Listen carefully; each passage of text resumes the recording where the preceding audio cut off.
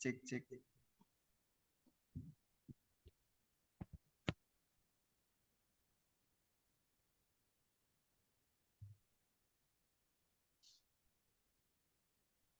sudah terdengar belum ya? Sudah semua. Baik, bismillahirrahmanirrahim. Assalamualaikum warahmatullahi wabarakatuh. Waalaikumsalam warahmatullahi wabarakatuh. Yang kami hormati Bapak Dr. Swendi dan yang kami hormati Bapak Dr. Alfian Iqbal yang selaku pemateri pada sore hari ini, dan juga Pak Swendi juga akan memantik juga nantinya pada sore hari ini, dan kita teman-teman yang berbahagia, terima kasih sudah meluangkan waktunya. Dan kita mulai diskusi kembali karena beberapa hari yang lalu kita sempat off dan kita bertemu kembali.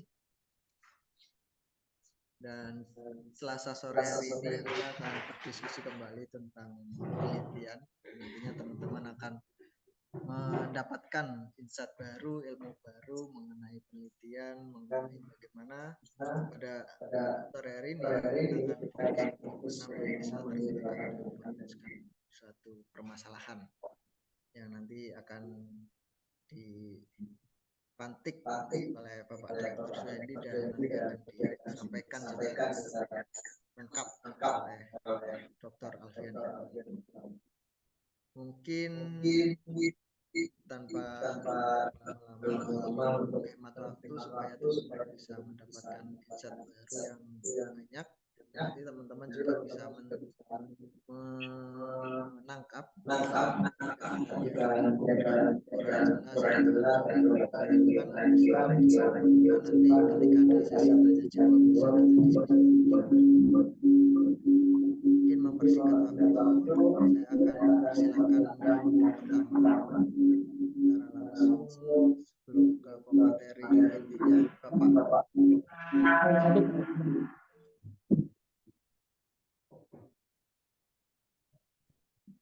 Ya, yang pertama saya persilakan kepada Bapak Dr. Swendi untuk menyampaikan, memantik untuk diskusi tema hari ini, yaitu sistematika, latar belakang, dan rumusan masalah.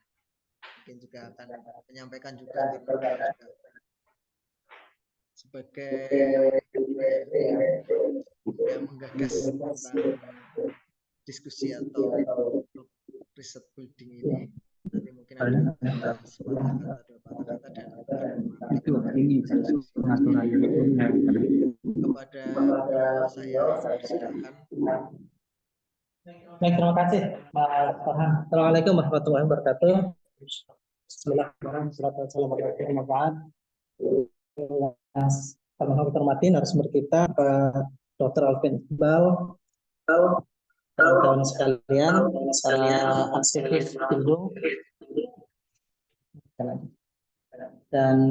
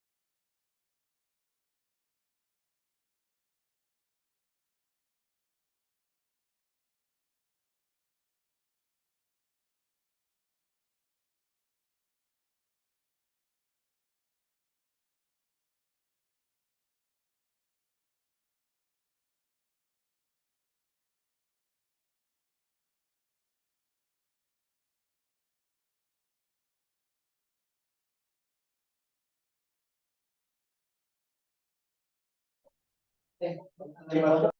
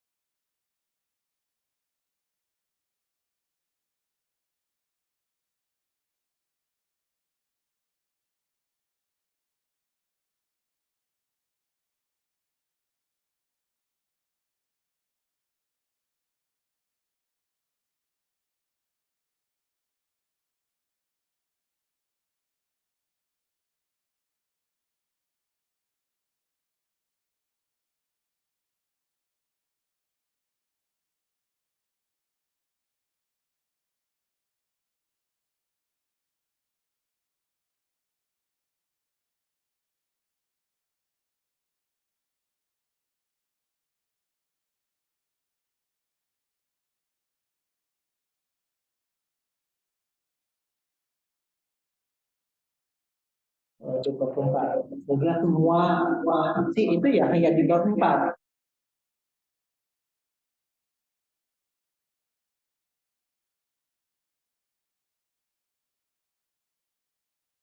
Kemampuan tidak dia di dalam rumusan. Nah, kemudian yang sekalian yang saya sering kali diskusi di menyampaikan bahwa small is beautiful.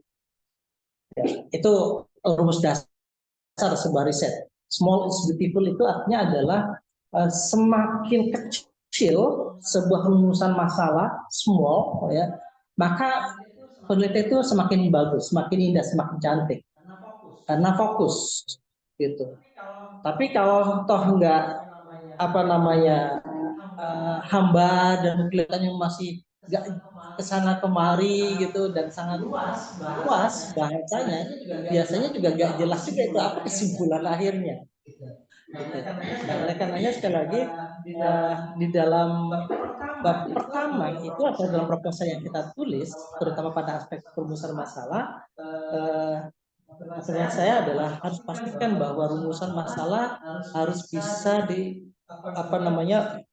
harus jelas dan juga tadi small itu harus bisa kelihatan terukur gitu ya, dan tidak banyak cabang-cabang lah kira-kira kalau bisa. Bahwa kemudian di dalam menjawab sebuah rumusan masalah yang besar itu tadi itu bisa aja untuk menjadi breakdown ke dalam beberapa rumusan-rumusan masalah turunannya, tapi itu dalam konteks itu menjawab rumusan masalah besar itu tadi. Nah, tapi lagi-lagi rumusan besar ini adalah harus bisa dipastikan itu lebih konkret. Misalnya Mas Farhan kemarin tesis sampai apa? Ilmu Duri, epistemologi. Epistemologi Islam Mehdi Riyasdi. Epistemologi Islam Mehdi Mehdi telah atas keabsahan dan keautentikan ilmu hudur. telaah atas Keabsahan dan keautentikan ilmu hudur. keabsahan atas keautentikan. Nah, itu judulnya. Nah, yang harus terungkap itu adalah bagaimana judul yang demikian hebat ya dari ilmu huduri, Mehdi, kemudian tentang otentitas dan seterusnya. Itu lalu kemudian apa yang mau dicari dari judul yang demikian hebatnya itu. Nah, dalam masalah kira itu harus dipastikan apa namanya harus clear, harus bisa kita pastikan bahwa saya ingin menjauh ini atau ini. Lagi-lagi banyak kasus kita itu tidak sedikit ya ketika ditanya Anda melakukan penelitian tesis misalnya atau disertasi atau apalah gitu ya, apa yang Anda mau cari sih gitu, bingung dia itu belakangan. Padahal ketika pertanyaan itu muncul, ya udah nggak usah cak kesana kemari, jawabannya ada di dalam rumusan masalah. Hanya saja persoalannya adalah tadi seringkali rumusan masalah itu juga jelas. Gitu. Nah ini yang nanti insya Allah Pak Dr. Alfian akan menjelaskan, akan mendampingi kita di dalam bagaimana merumuskan masalah itu dan baik. Dan kita semua yang sudah menulis tesis, yang menulis disertasi atau menulis riset yang lain, ini sekali lagi penting untuk bisa memastikan aspek bagaimana merumuskan masalah itu tadi. Saudara sekalian, saya kira ini prinsip dasar sih sama ya di semua riset, baik skripsi, tesis, disertasi ataupun riset-riset yang kita lakukan di luar tempat yang studi itu, baik itu riset kalau di kementerian atau di kampus kan ada BPTN atau ada riset yang lain, termasuk juga mungkin ada riset mandiri dan seterusnya. Itu sekali lagi ini bagian penting yang harus kita pelajari bersama. Untuk merumuskan kalau pengalaman saya seringkali saya harus berpikir nggak cukup sekali dua kali itu, harus ada apa ya keahlian itu. Rumusan masalah itu memang harus memikirkan betul, harus matang betul, nggak bisa serta-merta enggak gitu. Tapi juga kontemplasi itu lagi-lagi menjadi bagian yang harus kita lakukan, yang harus kita jalani, yang kemudian insight pemikiran hasil kontemplasi dan seterusnya enggak gitu. Maaf ya, misalnya lagi di kamar mandi atau di apa itu sambil ngerokok atau apa gitu. Enggak gitu kan. Muncul itu. Tapi lagi-lagi ini rumusan masalah yang muncul atau insight itu disebabkan karena banyak faktor. Pertama tentu karena kebiasaan kita semuanya dalam mengkonsumsi buku, yang membaca buku dan juga memikirkan apa yang kita fokuskan dalam riset-riset itu, ya lalu kemudian nanti di sana kita akan bisa melihat itu dan nanti akan bisa akan keluar insight pemikiran kita, sehingga ini loh yang akan saya cari. Nah, itu mungkin sebagai pembatas saja ya. Pak Dr. Alfian akan menjelaskan secara rinci apa bagaimana dan juga seperti apa untuk menyusun proposal, terutama aspek latar belakang dari masalah yang ini sangat penting untuk kita selesai bersama. Sekali lagi terima kasih Pak Dr. Alfian, terima kasih kawan sekalian yang terus bergabung bersama kita semuanya. Mudah-mudahan kita berkah dan juga bisa menghasilkan hasil yang produktif. Assalamualaikum warahmatullahi wabarakatuh. Waalaikumsalam warahmatullahi wabarakatuh. Baik, terima kasih Bapak Dr. Swendi yang telah memantik dan mencoba untuk menjelaskan mengenai bagaimana membuat latar belakang dan bagaimana pentingnya rumusan masalah dan bagaimana membuat rumusan masalah. Yang selanjutnya akan ditambahkan dan dijelaskan secara rinci oleh Bapak Dr. Alfian. Mungkin langsung saja ke Bapak Dr. Alfian. Saya persilahkan.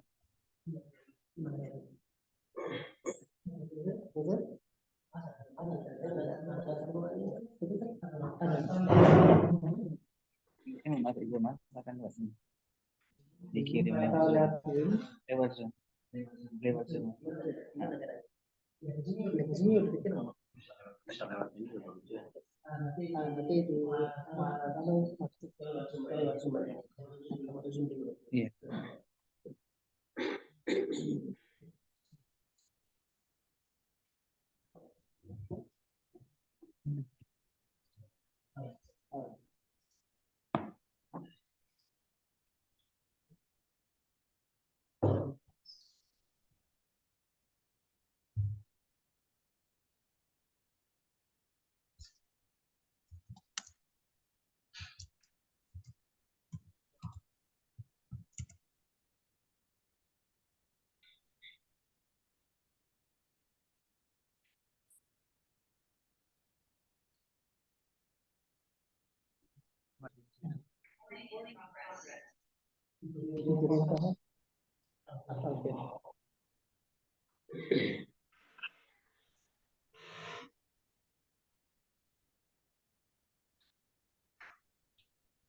Oke. Belum bisa selesai.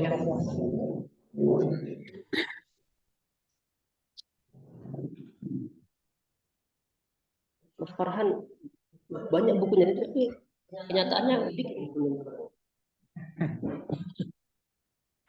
Mic host.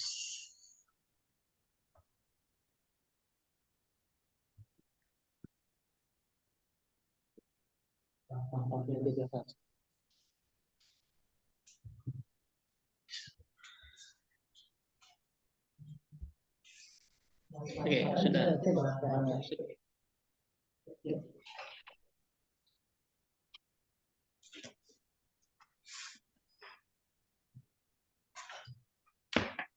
Assalamualaikum warahmatullahi wabarakatuh.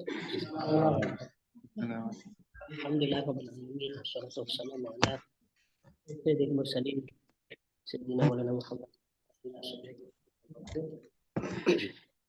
Alhamdulillah, terima kasih atas undangannya. Terima kasih yang terhormat Dr. Suwendi Magi atas sarannya dan teman-teman sekalian. Di siang ini kita bisa ketemu, bisa diskusi ya terkait dengan lanjutan diskusi kita bulan kemarin ya. Alhamdulillah bulan kemarin kita telah apa? Bulan kemarin kita bahas tentang menulis paragraf.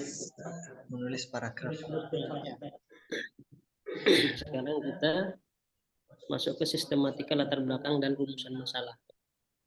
Menulis paragraf, mencari topik masalah belum ya. Sekarang ini kan sistematika latar belakang.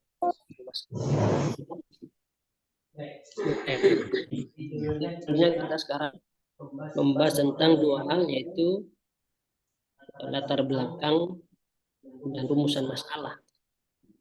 Sudah.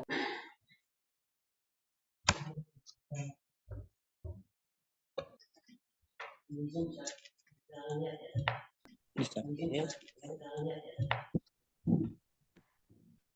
Latar belakang. Kenapa belum ya?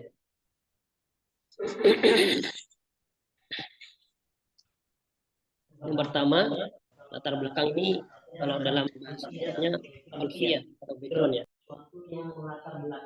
yang jadi penyebab, apalagi mendasari, yang mendasari penyebab apa-apa. Kemudian kita menuliskan latar belakang alfiah. Kemudian masalah itu apa? Tahu penelitian kita muskilah dan masalah muskilah atau dia zamannya kodoh ya.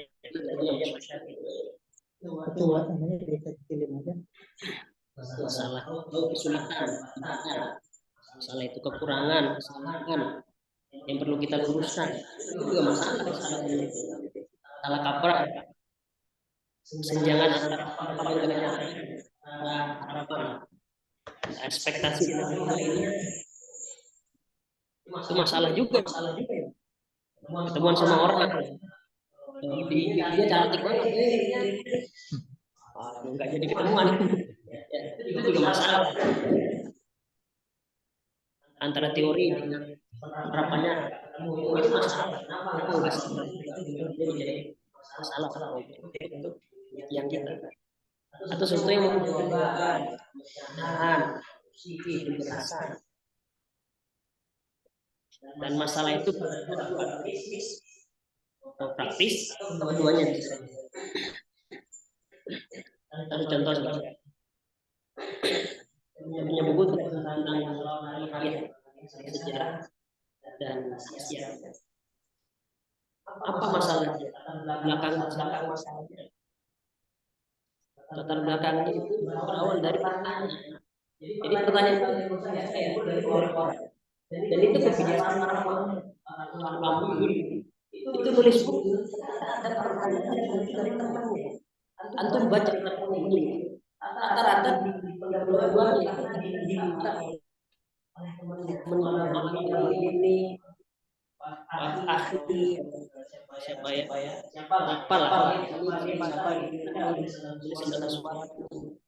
ini pertanyaan itu dari orang lain, orang itu diminta tulis itu diminta. Dalam konteks orang alam universitas kelas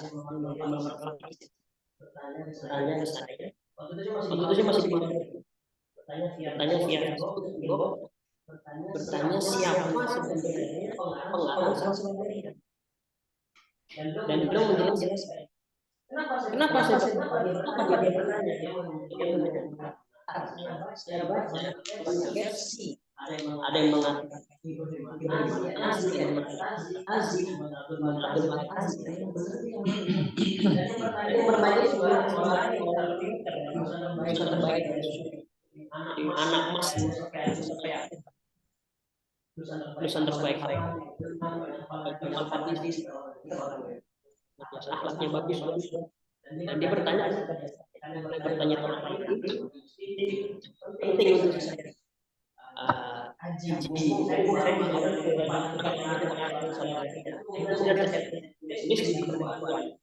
Saya sebutin jadi tadi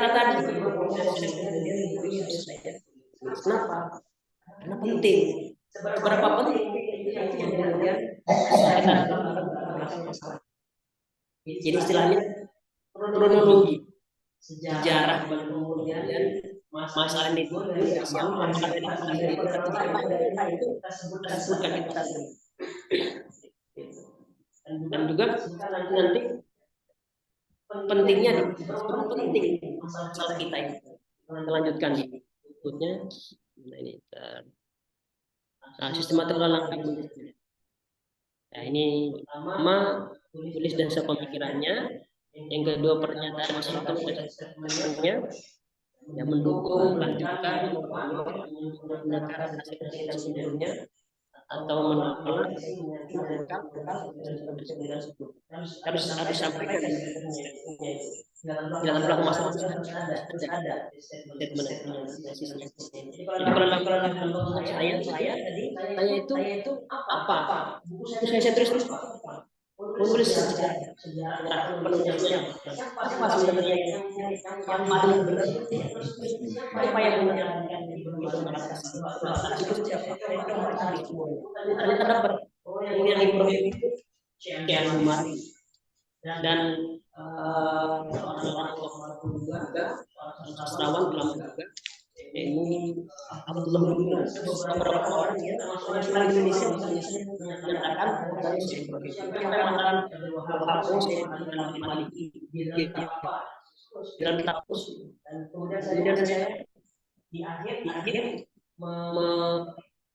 memberikan kesimpulan yang mana yang lebih data-datanya itu setelah saya masalah itu beberapa ulama yang menyatakan sebenarnya tarjih di sini.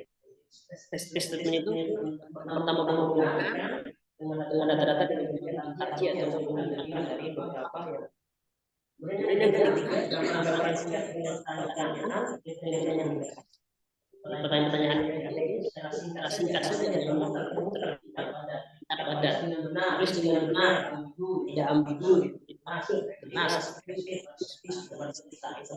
basis data. Kemudian yang kelima masih menunggu ya, kita nulis satu karena kita nulis apa ya? Tulis untuk pahami nanti akan di bab 2 dan apapun karena di saya tentang sejarahnya, siapa penulis, senang Indonesia ada berapa kemudian dalam polemik antara yang pro dan kontra tentang kemudian tambah foto-foto makam pengarangnya. Yang keenam informasi belajar bertulis informasi terkait dengan masalah kita relevan relate